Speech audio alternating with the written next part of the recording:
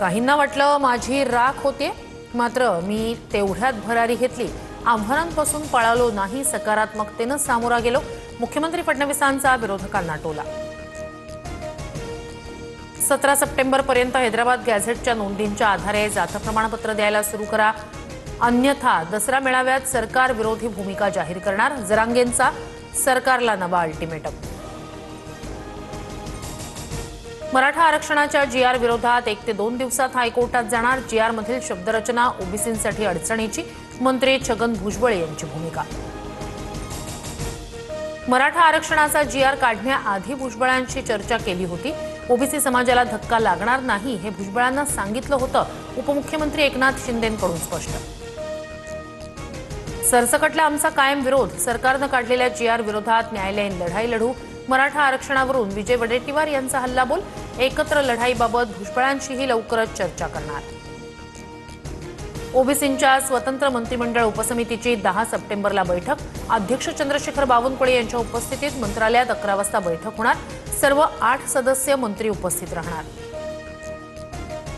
चूक झाल्यास सुधारित जीआर काढावा लागेल असं मुंबईत स्पष्ट केलंय. मात्र आरक्षण न दिल्यास मुंबईचा भाजीपाला दूध बंद करू, जरांगेंचा इशारा.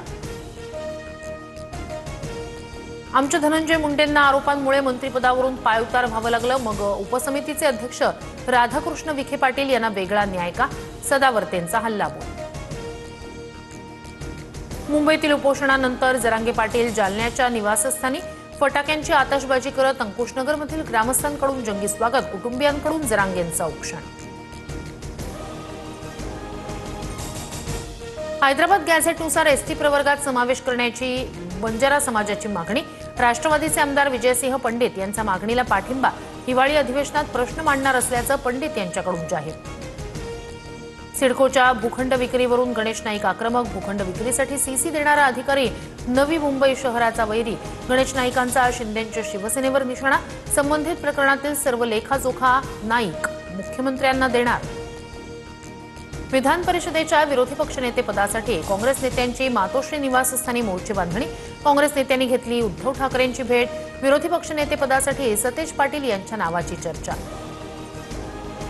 जळगावच्या अंमळनेरमध्ये 2 गटात दगडफेक, 4 ते 5 जण जखमी. परिसरात सध्या तणावपूर्ण शांतता. पोलीस बंदोबस्त तैनात. गांधीपुरा पोलीस चौकी जवळून मिरवणूक जातानाची घटना.